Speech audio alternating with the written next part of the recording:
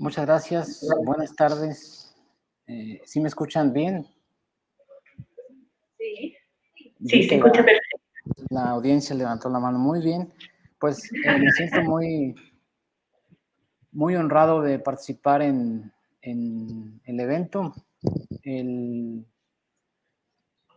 hecho de hacerlo virtual hace que yo pues pueda, además de abrazarles a la distancia, agradecer a las personas que han hecho posible el evento, al equipo del grupo de investigación, a Marilda, que lo dirige, y a María Verónica, que ha sido quien ha organizado el evento, dirigido, coordinado al comité que ha organizado el evento. Espero que no estén muy cansados con la jornada de hoy, porque los voy a aburrir un poco yo todavía. No sé si ven mi pantalla completa y si yo tengo la forma de que mi figuras se muevan, pero si no se mueven, está bien. Fíjense que con esto de la contingencia virtual a la que nos orilló la pandemia, yo creé un avatar, que es el que ven ustedes aquí, y según Google, un avatar es la identidad virtual que representa a alguien en la vida virtual, ¿no? Entonces, yo puse a mi avatar a dar esta conferencia, pero no quiso. A él le interesa más estar en las redes, en el Instagram, en el Facebook, no le interesa el trabajo, ¿no? Entonces, la tengo que dar yo, porque es una representación más joven de mí, porque yo no estoy como esta pequeña imagen, y como ustedes ven, se está tomando una selfie, ¿no? En esta enfermedad este mal del tiempo. Bien, lo que yo voy a presentarles es un trabajo parte de un trabajo en evaluación, y que es parte de las actividades que yo hago en el grupo, que el equipo de México hace en el grupo de investigación.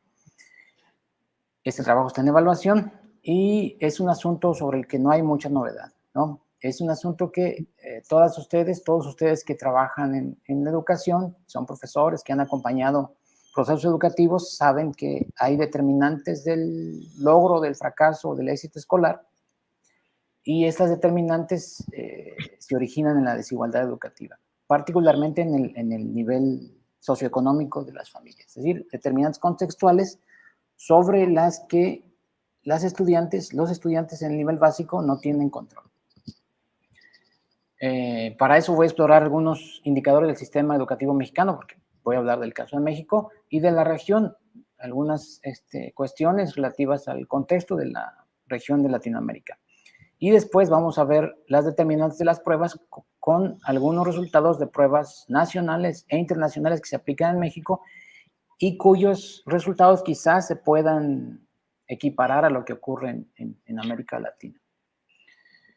Después va a venir el cierre y las preguntas, si es que hubiera en la audiencia o en la audiencia virtual. Primero voy a mostrarles algunas premisas. Se suponía que estas iban a aparecer una por una, pero no importando la cantidad de textos, se las voy a reseñar. Los sistemas educativos en América Latina, las recientes reformas de los sistemas educativos en América Latina han girado en torno a la calidad y la inclusión. Todos los sistemas educativos, incluido el de México, y el de Chile, y el de Brasil, y el de Colombia, han promovido reformas que tienen que ver con la meta final de la calidad y la inclusión, como se llama. En el caso de México ya no se habla de calidad, se habla de excelencia, pero equivale al logro máximo de aprendizajes.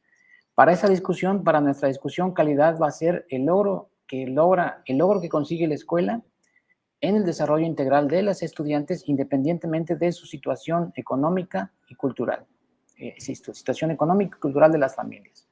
Y el logro de aprendizajes, pues, equivale al dominio conseguido en relación, por cada estudiante, en relación con lo que se espera en el sistema escolar. Los exámenes de larga escala, las pruebas de larga escala, nacionales e internacionales, se utilizan para medir la calidad de las escuelas, para medir incluso el desempeño, valorar el desempeño docente, e incluso se le han atribuido otros usos y abusos a la evaluación. En este contexto de las políticas de evaluación con el dispositivo de la rendición de cuentas. Desde siempre sabemos que Hay elementos contextuales, es otra premisa, que determinan el aprendizaje y que están muy fuera de los estudiantes, principalmente en la educación básica, al inicio de la educación básica. Ya luego van tomando control de ellos, pero ya a partir del bachillerato, cuando la escuela los ha ido segregando, quizás sin perseguirlo. Y sabemos, entonces, que estos determinantes son el nivel socioeconómico y cultural de la familia. Esta es una gráfica recientemente publicada sobre la situación de la población infantil, bueno, de la población en general, y yo quería llamar la atención coloreando la población de 0 a 14 años en diferentes países de América Latina. Coloreé los países que he escuchado que hemos estado participando en las charlas, en las conferencias de hoy. Y si ustedes pueden corroborar que la población infantil se encuentra en condiciones de pobreza. Por ejemplo, en el caso de México, el 52% de la población entre 0 y 14 años vive en condiciones de pobreza. Y el caso más grave está en Honduras.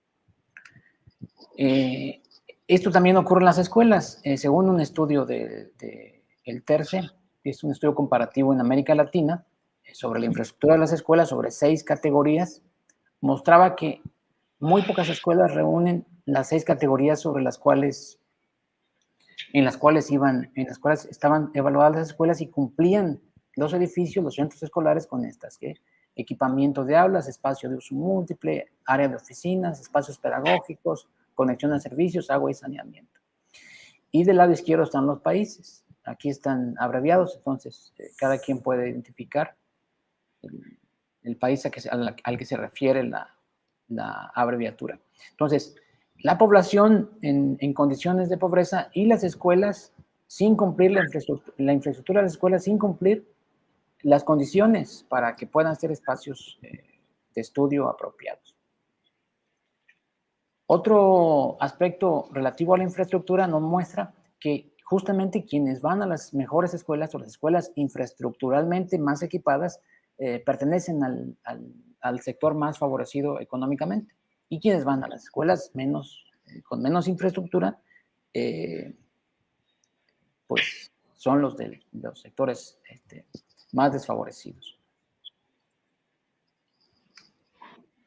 Bueno, voy a hacer un salto más o menos importante para mostrarles la estructura del sistema educativo nacional de México, que es complejo, diversificado por tipos y modalidades educativas, es uno de los más importantes a nivel mundial en tamaño, y en América es solamente superado en tamaño y matrícula por Brasil y Estados Unidos, ¿no? En este año, en el ciclo escolar pasado 20 a 2021, que fue el año, en las estadísticas más recientes, teníamos alrededor de 38 millones de estudiantes. Esta complejidad del sistema también debe ser pensada a partir de la forma en que la acción pública, el Ministerio Educativo, la Secretaría de Educación, ha concebido en los últimos 30 años, en más de los últimos 30 años, cuál es el desafío más importante de la educación en México y cómo debe ser atendido. Entonces, aquí les coloqué los sexenios que corresponden desde 1988, que es más o menos cuando se empiezan a adoptar las cuestiones de las demandas globales y neoliberales en América Latina, y cómo ha sido identificado el problema o el desafío más importante por cada gobierno y cuál ha sido la potencial solución, ¿no? En los últimos 20 años, el problema ha sido relativo a la calidad, por eso se los puse en letras gruesas, y la evaluación, ¿no? El principal foco de la acción pública ha estado orientada a la calidad con diferentes programas y políticas, y a la evaluación con diferentes programas y políticas, y todas se han articulado en este contexto de la pues, nueva gestión pública, el llamar a cuentas a las instituciones públicas, particularmente algunos actores de las instituciones públicas, casi siempre son los estudiantes, los docentes y a veces también las familias, ¿no? Y en el periodo actual, en el gobierno actual, no tenemos aún muchos elementos para valorarlo, pero la principal solución es una reforma estructural muy importante que se llama Nueva Escuela Mexicana, y además fue derogada la reforma educativa del sexenio pasado, que tenía el estigma de haber comenzado siendo persecutoria de los profesores, tratando mediante la evaluación, transgredir algunos de sus derechos laborales, ¿no? Bien, el sistema educativo, este es un modelo que publica la SEP por cada 100 estudiantes, cómo sería un modelo de inicio de un ciclo escolar en 2003 y cómo ocurriría en el fin de ciclo 2019-2020. Y lo que observamos en los indicadores, en las estadísticas en México, es que este sistema educativo, además de que compensa desigualdades, las escuelas compensan desigualdades, también las genera, también las reproduce. Como ustedes pueden observar, por cada 100 estudiantes que ingresan a primaria en este ficticia vuelta al pasado 2003, solamente la culminan 27, ¿no? Es decir, más de 2/3 de las personas que comenzaron el trayecto escolar no lo pudieron culminar. Aquí les pido, es otra representación de esta forma en que la escuela va segregando, que quizás sea operada por la forma en que concebimos la evaluación, como decía alguien hace rato en las presentaciones, en la forma como concebimos la evaluación centrada en los aspectos numéricos o que representan el aprendizaje o el logro en cuestiones numéricas, ¿no? Entonces, el área gris representa abajo las edades, las personas que se van quedando fuera o que no son atendidas ya por el sistema escolar, ¿no? Por eso les puse no asisten, área gris, y vemos de los 3 años que comienza la educación preescolar hasta los 25, que todavía podría alguien estar cursando la licenciatura o el posgrado. Es probable que este sistema de selección natural sea operado por el examen o la evaluación o la concepción que tenemos de la evaluación en esta discurso o debate en boga respecto a que los indicadores numéricos son los que representan justamente el aprendizaje o los procesos educativos o que sustituyen incluso los procesos educativos, ¿no? Les voy a mostrar ahora unas evidencias desde las pruebas que se aplican en México, tanto nacionales como internacionales, particularmente la prueba PISA, que también participan los países acá de los colegas. La prueba Planea es la prueba nacional que recientemente se ha aplicado y consiste en 4 dominios en una escala de 200 a 800 puntos. Y pongo este preámbulo porque cuando vean los resultados, pues van a decir, oh, ¿a qué se refieren? Bueno, se refiere a que el mínimo son 200 y el máximo son 800 puntos para mostrar dominio en lenguaje y comunicación y en matemáticas, ¿no? Estas pruebas y las previas, enlace, escala, muchas pruebas que se han aplicado en México se han usado para valorar el desempeño docente y pagarle a los profesores, por ejemplo, como en otros países de América Latina. Distribuir por turnos a los estudiantes, ¿no? Los que tienen mejores resultados a los matutinos, los que tienen menos resultados a los vespertinos. Hacer rankings de escuelas y así asignarles financiamiento. También han promovido la competencia, ¿no? La simulación, la enseñanza basada en la prueba, porque ha trastocado la forma de evaluación de los procesos educativos, como ya lo habíamos escuchado en las charlas previas, entre otras prácticas que curiosamente actúan en contra de lo que se concibe como mejor educativo, lo que se espera que pueda ser la mejor educativa. Muy bien, quedamos que el nivel 1 era logro insuficiente, sea en lenguaje y comunicación o matemáticas, y aquí les estoy presentando las pruebas planeadas se aplican a tercero de secundaria, sexto de primaria y en bachillerato. Aquí solamente estoy mostrándoles cómo son los resultados en el ámbito del lenguaje y comunicación y matemáticas en sexto y en tercero de secundaria, a partir de este elemento que es el nivel de marginación de la localidad, del lugar en que se encuentra la escuela. Y podemos apreciar justamente, como decía este planteamiento inicial respecto a que la determinante más importante está fuera de la escuela, el contextual, no está en control de quien estudia el nivel básico, el porcentaje de quien no consigue o que se ubica en el nivel insuficiente de dominio de estas asignaturas, las disciplinas, pues es bastante amplio en razón de la marginación de la localidad en la que se encuentra la escuela. Bueno, este no es de 2015, es de 2017, y también aquí en secundaria, por tipo de secundaria, hay privadas que tienen menos personas en nivel 1 por las razones que dijimos del elemento contextual, nivel socioeconómico, y en el extremo opuesto a la privada están las telesecundarias y comunitarias, que son justamente las escuelas, los planteles, las secundarias que se encuentran en las zonas marginales, urbanas, marginales, rurales y con desarrollo precario, social, cultural. Esto en cuanto a 2017. Entonces, esto se ha repetido. Ha sido una constante desde que se creó, por ejemplo, el Instituto Nacional para la Evaluación de la Educación en 2001, 2002, y que fue extinto con la derogación de la reforma a principios de este gobierno de México. Entonces, si consideramos los resultados, otra vez, lenguaje, comunicación y matemáticas, comparando 2011 cada año hasta 2017 con los grupos desfavorecidos, su diferencia respecto al promedio obtenido, también podemos observar otra vez que el mismo INE en su reporte, en el último reporte sobre la educación obligatoria en 2019, muestra que apenas se varían los resultados, ¿no?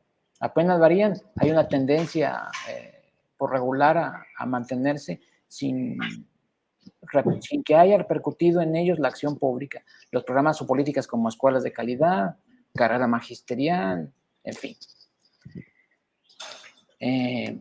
Vamos a dejar las pruebas nacionales y les voy a mostrar tres fragmentos de la prueba PISA, del resumen para México, la prueba PISA más reciente que se aplicó a estudiantes de 15 años, y otra vez, solamente 1% de los estudiantes obtiene competencia alta en lo que se mide. Y sostienen el reporte de la OCDE que el nivel socioeconómico es el predictor más importante en el rendimiento, en lectura, matemáticas, y bueno, aquí también hay ciencias en la prueba PISA. Y concluye, la importancia del capital cultural y económico de cada alumno puede explicar sus niveles de aprendizaje, ¿no? Hay una asociación positiva entre capital y logro. Los estudiantes sin condiciones de vulnerabilidad, como vimos en México y en América Latina, que es un contexto desigual, pues son preocupantes. Las condiciones de vulnerabilidad suelen generar que se obtengan resultados bajos y reproducir así las desigualdades sociales. No conozco mucho la acción pública, las políticas en los países a los que pertenecen ustedes, pero como les decía, en México parece que se han orientado o se han enfocado a la inclusión, a la calidad, pero aparentemente no le han atinado, porque si tomamos los indicadores de las pruebas como prueba de la mejora de la calidad, porque es uno de los insumos que están disponibles, pues no podemos garantizarlo, ¿no? Bueno, como colofón a los planteamientos anteriores, a las láminas anteriores, aquí les resume este reporte de la Secretaría de Educación. La población vulnerable agrupada, población con discapacidad, las mujeres unidas, indígenas, no indígenas, hablantes de lengua indígena, no hablantes, la población con rezago social alto, muy alto, los hablantes monolingües de lengua indígena o hablantes de lengua indígena, ¿cómo no alcanzan, por ejemplo, educación media superior es bachillerato, no alcanzan o abandonan la escuela? La población de 15 a 17 años es muy poco representada en los niveles más altos de la educación básica, preescolar, primaria, secundaria, bachillerato. Y el grueso abandona en etapas tempranas del trayecto educativo, por lo que decíamos antes, respecto a que hay factores contextuales que no pueden controlar. Muy bien, ahora que ya me aproximo al cierre de mi presentación y que mis enunciados no salen uno a uno, me tienen que aguantar lo antipedagógico de este texto de tantas líneas, ¿no? Voy a ir de uno en uno, solamente reiterando lo que ya vine desarrollando en mi participación. Las políticas de evaluación desde la rendición de cuentas se han ocupado más en valorar y medir el desempeño, como por ejemplo de algunos actores, desde los indicadores de las pruebas. Por ejemplo, ¿qué de atender las causas de la desigualdad? Aparentemente las causas están fuera de la escuela, no las han atendido las políticas y se han centrado en aspectos que no necesariamente pueden contribuir a la mejora de la educación, a la inclusión, a la equidad y pues, al abatimiento de las desigualdades. La causa principal es el logro, del logro escolar, económico o del fracaso escolar, académico, es el nivel socioeconómico. Y esto ya lo mostró hace 50 años o más de 50 años el informe Coleman, por debatible o discutible que haya sido, en América, en 1960, 66, ya sabíamos que las condiciones del contexto predominaban sobre casi cualquier esfuerzo pedagógico en la escuela básica. Y es un desafío, como les mostraba en las gráficas iniciales, 1 de cada 2 niños en México es pobre o ha sentido preocupación por la comida o ha pasado hambre. En un reporte de 2019 estábamos en indicadores previos a la pandemia. Y solamente 2 de cada 10 personas entre 2 y 20 años, es decir, siendo adolescentes y adultos jóvenes, solamente 2 de cada 10 no pueden considerarse pobres o vulnerables. Entonces, el mismo INE sostiene que no está alcanzando la educación, la escuela, el propósito de romper este lastre generacional, intergeneracional que se ha observado en México y que también probablemente en América Latina, por la similitud que tenemos en desafíos y características, y porque América Latina es desigual. Aún así, la escuela, dice la investigación, sobre las determinantes de los resultados de aprendizaje, aunque se midan con pruebas de larga escala, aún así la escuela sí compensa desigualdades. Y solamente, bueno, hay uno de los aspectos en estas esferas contextuales, familiares, escolares, que pesa tanto que puede compensar casi cualquier ausencia en el contexto áulico, y es el trabajo docente, ¿no? Entonces, requerimos políticas que reconozcan, que no solamente evalúen e incentiven, sino que revaloren, como también ha sido parte de las políticas en México, revaloren la profesión magisterial como uno de sus propósitos declarados y que en la implementación los cumplan. Muy bien, pienso que he estado en tiempo porque aquí estoy siguiendo mi cronómetro. Estas son mis referencias. Compartí las diapositivas con Matías y ahora mismo en la presentación para quien quiera acceder a ellas sin problema. Y esta es mi participación. Muchas gracias. Les mando un abrazo virtual inocuo que no tiene problemas por la contingencia sanitaria. Muchas gracias, profesor Moreles. Un gran aplauso para usted, a la distancia, por esta conferencia denominada Desigualdad Educativa y Persistencia de Elementos Determinantes del Logro en las Pruebas de Larga Escala. Si le parece, a continuación pasamos a una ronda de preguntas. Tenemos la posibilidad acá de compartir el micrófono. Y también, si es que existen desde el área virtual, el poder compartir digitalmente. ¿Sí? Por allá.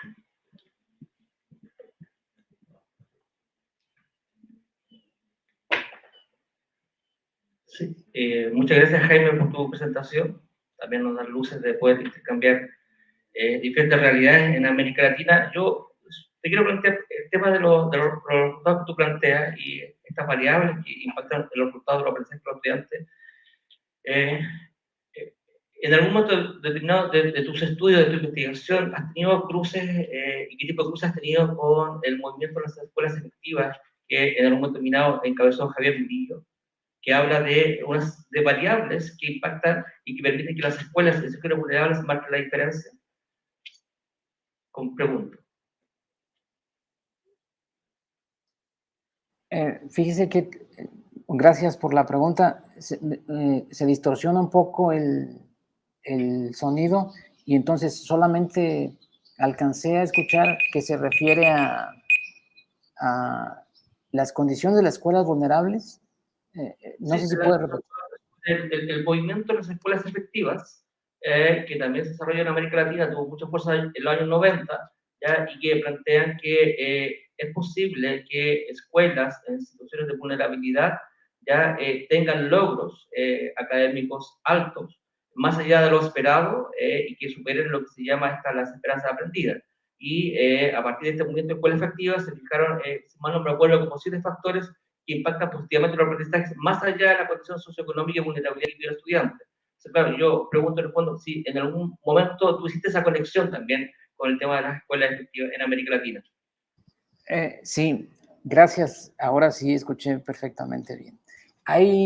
Yo no he seguido esa línea, pero hay estudios que muestran en México que las escuelas multigrado cumplen con esto que has señalado y lo atribuyen a 2 aspectos.